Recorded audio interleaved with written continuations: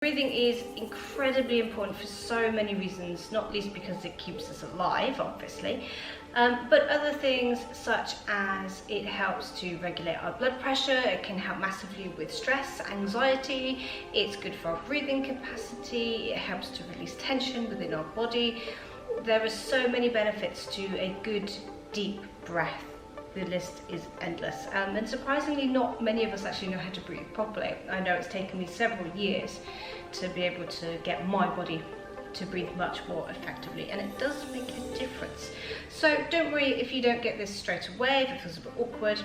The other thing to remember is that breath work can make you feel very vulnerable to start with, because you're releasing tensions in certain places that you have been holding. And we can sometimes hold those tensions for whatever reasons, for traumas, for things that happened in our lives, or from injuries. So by releasing those, it can leave us feeling quite vulnerable and upset. And that's really normal too. There's nothing to be ashamed of. On a physiological level, what can also happen is it can make you feel quite breathless and dizzy. And that's because of the changes in the chemicals as we breathe much deeper into the body. Again, if you're starting to feel either anxious, breathless, or slightly dizzy or lightheaded, do stop, take a few normal breaths, have a break, and you can try again later. There's nothing wrong with those things. So, the first breath we are going to look at is our high-low breath. And this is a really good one to do to start getting us to think about where our breathing is. So if we take one hand to the chest and one hand to the belly, and just take a few breaths.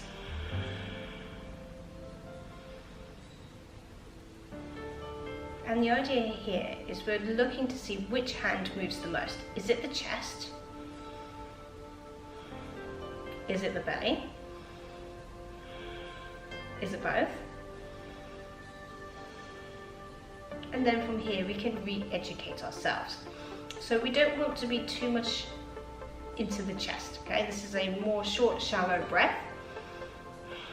And this is more likely if you're a smoker, you're somebody who suffers with breathing problems such as asthma or chronic lung disease, you're very tense or anxious. That all tends to be our flight or fight responses up here to get breath in really quickly. Similarly though, we don't want to be a big full belly breath, okay, because again that's not massively efficient. But what we do want is a very small amount of movement up in here, but most of our movement coming quite low into the belly, but without forcing the belly out. Closing your eyes can really help, and let's think about now trying to get that belly to naturally rise and fall. There's no tension, we're not pushing. And what we should feel is that there's not that then much movement through the upper part of the body. And this should all be done without hardly any tension. It's nice and easy, nice and free.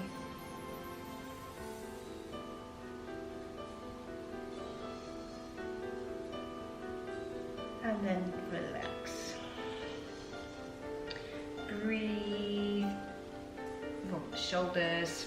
Come back to center. So that's our high-low breath.